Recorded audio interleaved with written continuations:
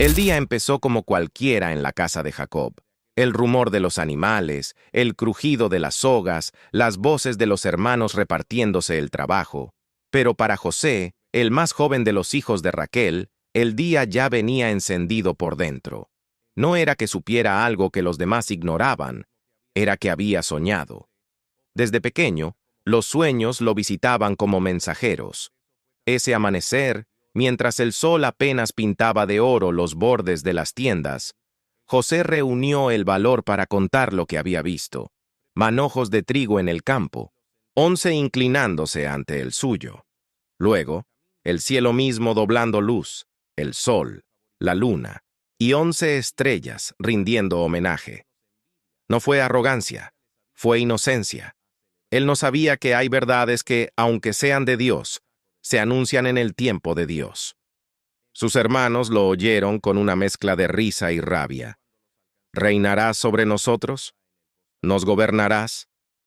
La envidia, que crece en silencio cuando el amor del padre parece concentrarse en un hijo, encontró combustible. La túnica multicolor que Jacob había regalado a José, símbolo de un cariño profundo, quizá desbalanceado, se convirtió a sus ojos en un estandarte de desigualdad. Los días siguientes, la tensión fue como una cuerda tirante. José, obediente, iba donde su padre lo enviaba, aunque eso significara caminar hacia miradas que pesaban. Un día, Jacob le pidió, «Ve y mira cómo están tus hermanos en Siquem». Y José fue. Caminó entre colinas, hizo preguntas a desconocidos, siguió pistas hasta Dotán. Desde lejos, ellos lo vieron venir.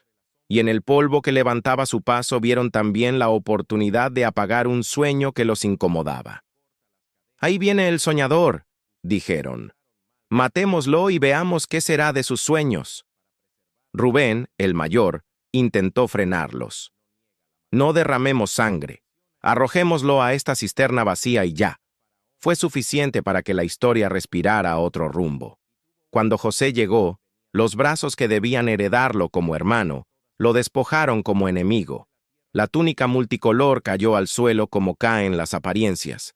El muchacho, a la cisterna, el pozo oscuro que se traga voces y devuelve ecos. Si ahí terminara el relato, sería uno más de los muchos finales tristes que no llegan a escribirse. Pero a veces, el pozo es prólogo. Mientras comían, se acercó una caravana de ismaelitas que bajaba a Egipto. Judá, con fría lógica, propuso venderlo. Mejor negocio que crimen, más provecho que culpa.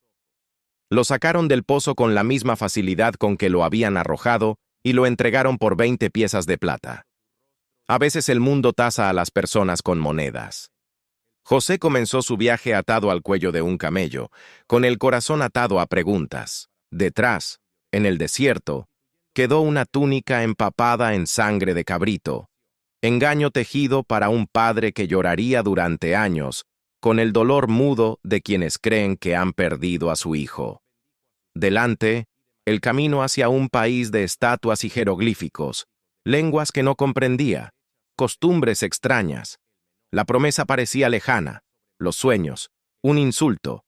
Y aún así, en la espalda del muchacho, el cielo había bordado una frase que él todavía no sabía leer. Dios estaba con él. En Egipto, José fue vendido a Potifar, capitán de la guardia del faraón. Casa grande, disciplina, jerarquías nítidas. Al principio, un esclavo más entre otros, aprendiendo a moverse en un mundo donde su nombre sonaba distinto. Pero el favor, esa luz que Dios pone sobre quienes caminan con la cabeza limpia, empezó a hacerlo visible. Todo lo que le confiaban prosperaba. No era magia, era integridad. Administraba con exactitud, trataba con justicia, trabajaba con cuidado. Potifar notó que la casa, bajo la mano de José, tenía otro ritmo. Las cuentas cuadraban, los alimentos alcanzaban, los sirvientes respondían, la paz respiraba donde antes había ruido. Le confió más, y luego todo. Desde que está contigo, el Señor bendice mi casa. Debió pensar, aunque no supiera nombrar al Dios de José. La fidelidad es un idioma que todos entienden. incluso si no conocen su gramática. Pero donde hay favor, no falta la prueba. La esposa de Potifar posó sus ojos en el joven hebreo. El deseo, cuando se viste de insistencia, tantea los límites como el agua busca grietas. «Acuéstate conmigo», le dijo una y otra vez, sin pudor, sin vergüenza, sin consideración. José tenía 1000 razones para ceder. Era joven, estaba lejos de su familia, nadie sabría, su corazón necesitaba consuelo, su lealtad había sido comprada. Pero tenía una razón mayor para resistir. ¿Cómo haría yo este gran mal y pecaría contra Dios? No dijo contra Potifar, aunque también dijo contra Dios, porque la tentación se desenmascara en ese nivel. No es solo el daño a otro, es una ruptura con la presencia que nos guarda. Cuando ella lo arrinconó y él huyó, dejó la túnica en su mano. La integridad a veces te desviste ante el mundo. Dios siempre te viste por dentro. La mujer, herida en su ego, lo acusó. El grito de su mentira fue más fuerte que la voz de su verdad. Potifar, traicionado en el orgullo, lo envió a la cárcel de los reos del rey. El descenso continuaba, de la casa al pozo, del pozo a la caravana, de la caravana a la casa, de la casa a la cárcel. Los sueños, a ojos humanos, estaban oficialmente muertos. En la prisión, José podría haberse encerrado dentro de otra prisión, la del resentimiento, pero eligió servir. A veces la puerta que abre Dios está en la celda de al lado, y solo se llega a ella cruzando el pasillo de cuidar a otros. El jefe de la cárcel notó lo mismo que Potifar. Bajo las manos de José, las cosas florecían. Le confió a los presos, le dio responsabilidades. La cárcel, ese lugar de sombras, aprendió otro orden. Allí cayeron un día 2 hombres del palacio, el copero y el panadero de Faraón. Ambos soñaron y amanecieron turbados. José, que sabía de sueños, se acercó con humanidad. ¿Por qué están tristes? La pregunta, que parece obvia, es en realidad un acto de amor en los lugares donde nadie observa al otro. Ellos contaron sus sueños. José, consciente de que la interpretación pertenece a Dios, les habló. Al copero le anunció restitución, al panadero, juicio, y a aquel que volvería al lado del rey le pidió algo humano. Acuérdate de mí cuando te vaya bien. El copero, como tantos que son ayudados, olvidó. Olvidó un día, un mes, 2 años. El olvido ajeno no cancela la memoria de Dios. Entonces, el sueño visitó al mismo Faraón. 2 visiones poderosas lo despertaron. 7 vacas gordas devoradas por 7 flacas. 7 espigas hermosas consumidas por 7 quemadas por el viento. El palacio se llenó de magos y sabios, pero ninguno pudo dar respuesta. Y la memoria del copero, al fin, recordó. Hay un joven hebreo en la cárcel que interpreta sueños. Mandaron a llamar a José. Se afeitó, se cambió de ropa, salió de la penumbra a una sala donde los tronos acostumbran que todo sea a su medida. Faraón le dijo, «He oído que puedes interpretar». José respondió con la frase que sostiene a quienes no se atribuyen gloria. «No está en mí. Dios dará respuesta». Contó de parte del cielo lo que el cielo había mostrado. 7 años de abundancia vendrían sobre la tierra, seguidos de 7 de hambre que devorarían la memoria de la prosperidad. No solo interpretó, recomendó un plan. Nombre un hombre prudente, ponga supervisores, reserve 1/5 de las cosechas en los años buenos, almacene en ciudades, prevea para el tiempo de vacas flacas. La sabiduría no es solo ver, es gobernar lo que se ve. Faraón y sus oficiales escucharon, y en el rostro del rey se dibujó una decisión. ¿Podemos hallar a otro como este en quien esté el Espíritu de Dios? Lo hizo administrador de toda la tierra de Egipto, le dio anillo, lino, collar de oro, carro, nombre egipcio, esposa egipcia. José, que había sido despojado de toda identidad varias veces, recibió una nueva sin perder la suya esencial. Salió por la tierra organizando graneros, conteniendo desperdicios, sistematizando los esfuerzos. En los años de abundancia, el trigo creció como si la tierra misma lo supiera, y los depósitos se llenaron tanto que ya no se pudo contar. Nacieron sus hijos, Manasés, porque Dios me hizo olvidar mi trabajo y la casa de mi padre, y Efraín, porque Dios me hizo fructificar en la tierra de mi aflicción. Los nombres fueron confesiones. El olvido no era amnesia de su historia, era sanidad del dolor. La fructificación no era negación del desierto, era testimonio de la mano de Dios. Y llegó el hambre, no una escasez ligera, sino una sequía que se fue extendiendo como una sombra por cada mapa. En Egipto, gracias al plan, había pan. En Canaán, en la casa de Jacob, el grano escaseaba.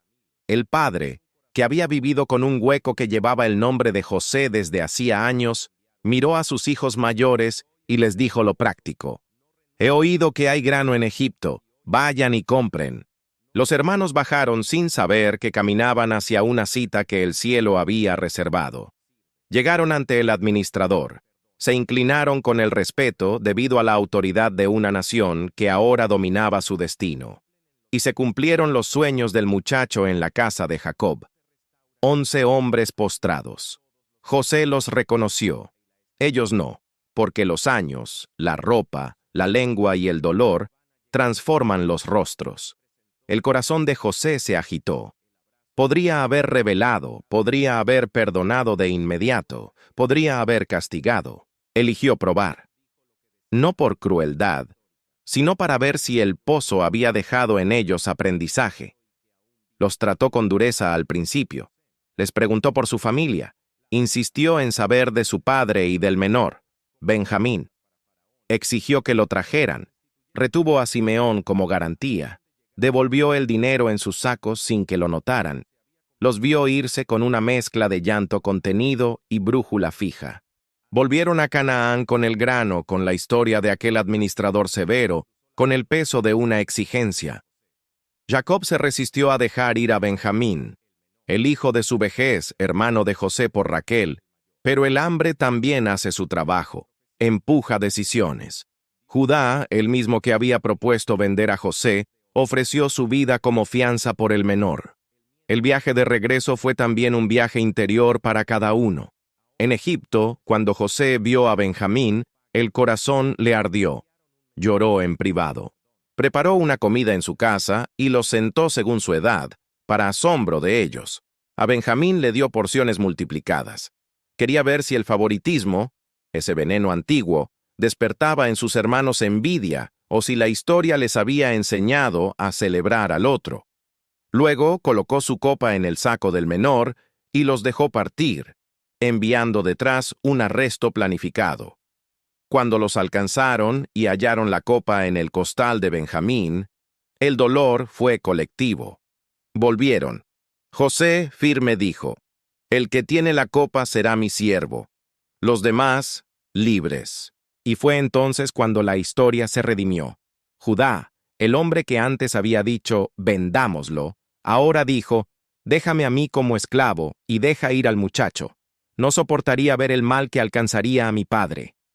La culpa se había convertido en responsabilidad, la envidia en cuidado, la dureza en ofrenda. José no pudo contenerse más. Mandó salir a todos los egipcios y rompió el silencio con un llanto que resonó en el palacio. «Yo soy José. ¿Vive aún mi padre?». Los hermanos quedaron sin palabras, clavados por el asombro y el miedo. José se acercó, los abrazó, lloró sobre ellos, habló la frase que corta las cadenas del pasado. «Ustedes pensaron mal contra mí, pero Dios lo encaminó a bien, para preservar la vida de muchos». La mirada de la fe no niega la maldad, la reposiciona en un mapa donde Dios es mayor. Faraón, al oír, se alegró por su administrador y tuvo una idea que también venía del cielo. «Traigan a su padre y a toda su casa. Daré lo mejor de la tierra de Gosén para que vivan». Jacob, viejo pero aún capaz de asombro, emprendió el viaje. En el camino Dios se le apareció y le dijo, «No temas descender a Egipto. Yo descenderé contigo y te haré volver». En la frontera entre la promesa y la estrategia, la voz de Dios es descanso. La caravana llegó. José se presentó ante su padre. El abrazo de dos vidas, separadas por años de mentira, cargó el aire con agua de muchos ojos. Jacob dijo lo que decía la verdad sin retórica. Muera yo ahora, ya que he visto tu rostro y que aún vives. Vivieron en Gosén, el pueblo creció, la hambruna pasó, José siguió administrando, comprando tierras para Faraón a cambio de grano, instituyendo leyes que regularían hasta dónde llegaba cada posesión. El niño del pozo se había convertido en hombre de Estado. Pasaron los años. Jacob, antes de morir, bendijo a sus hijos, y de manera significativa, cruzó las manos para bendecir a los hijos de José. Puso la derecha sobre Efraín, el menor, y la izquierda sobre Manasés, el mayor. No fue capricho, fue profecía. A veces, Dios cruza manos y con ellas nuestras ideas de orden. Después de la muerte del padre, el miedo volvió, esta vez al corazón de los hermanos. Ahora que papá no está, quizá José nos pague el mal. Enviaron un mensaje pidiendo perdón, ofreciendo servidumbre. José lloró al escucharlo. El perdón, cuando es verdadero, duele que el otro no lo crea. Los llamó y repitió su credo. ¿Estoy yo en lugar de Dios? Ustedes pensaron mal contra mí, pero Dios lo encaminó a bien. Los consoló, habló al corazón de cada uno, prometió sustento para ellos y sus hijos. El poder, en manos sanadas, no humilla, restaura. José vivió lo suficiente para ver nietos sobre sus rodillas. Antes de morir, pidió que su cuerpo no descansara para siempre en Egipto. Dios ciertamente los visitará y harán subir mis huesos de aquí. La fe de José miraba más allá de su administración, más allá de su palacio, más allá de su legado inmediato. Miraba a la promesa que Dios le había hecho a Abraham, a Isaac y a Jacob. Murió en Egipto, embalsamado, con un juramento que más tarde, en el Éxodo, sería cumplido. Sus huesos saldrían con un pueblo libre. La historia cerraba el círculo no contigo, no conmigo, sino con la fidelidad del Dios que no olvida. ¿Qué significa del pozo al palacio cuando la fe vence al miedo? Significa que la fe no es una escalera de privilegios, sino una disposición a ver a Dios en cada nivel. En el pozo, la fe no niega la oscuridad, confiesa una presencia. En la caravana, la fe no romantiza el dolor, llama a la esperanza por su nombre y la arrastra consigo. En la casa de Potifar, la fe frena el deseo que nos roba la paz, no por moralismo vacío, sino por amor a un Dios que merece nuestra lealtad. En la cárcel, la fe sirve cuando no hay micrófonos, interpreta sueños ajenos cuando los propios parecen dormidos. En el palacio, la fe no se embriaga con el poder, lo administra para salvar vidas. La fe de José no fue un salto, fue una caminata con muchas estaciones, y en cada estación eligió lo mismo: obedecer, perdonar, esperar, interpretar, administrar, reconciliar. Tal vez tú te sientes en un pozo, te empujaron palabras, decisiones ajenas, calumnias que te desvistieron, silencios que te vendieron. Tal vez vas en una caravana hacia lo desconocido, cambio de ciudad, de trabajo, de piel. Tal vez estás en la casa de Potifar de tu propia vida, te reconocen, prosperas, pero la tentación te ronda con insistencia y te susurra que nadie lo sabrá. Tal vez estás en una cárcel sin barrotes, un proceso lento, un proyecto que no despega, una espera larga donde el calendario parece burlarse. Tal vez estás en un palacio, te tocó influir, decidir, cuidar, administrar lo de muchos. En cualquier estación, escucha el hilo que atraviesa la historia de José. Dios está contigo, no como consigna vacía, sino como sustancia. Él sabe trabajar con túnicas rasgadas y túnicas nuevas, con llaves de cárcel y con anillos de autoridad. Sabe usar sueños que se postergan hasta que el corazón aprende a amar sin tener que ser admirado. El perdón de José hacia sus hermanos no borró el mal que le hicieron, pero cortó su poder. Cuando dijo, ustedes pensaron mal, Dios lo encaminó a bien, no justificó la venta, reinterpretó su propia historia bajo la luz de un Dios soberano. Ese es el poder de la fe. Te da permiso para no quedarte a vivir en el día del pozo, Inarshu. Te permite recordar sin revivir. Te permite mirar al rostro de quienes te hirieron y hablar verdad sin venganza. Te permite ser libre en el lugar donde otros se quedarían atrapados en la cuenta de lo que les deben. Y hay otra lección. José usó su don no para su promoción personal, sino para bendecir. Los dones que Dios da, interpretar, administrar, consolar, liderar, maduran cuando se vuelven servicio. Si tu don te encierra en ti mismo, todavía no ha pasado por la cárcel donde el orgullo muere.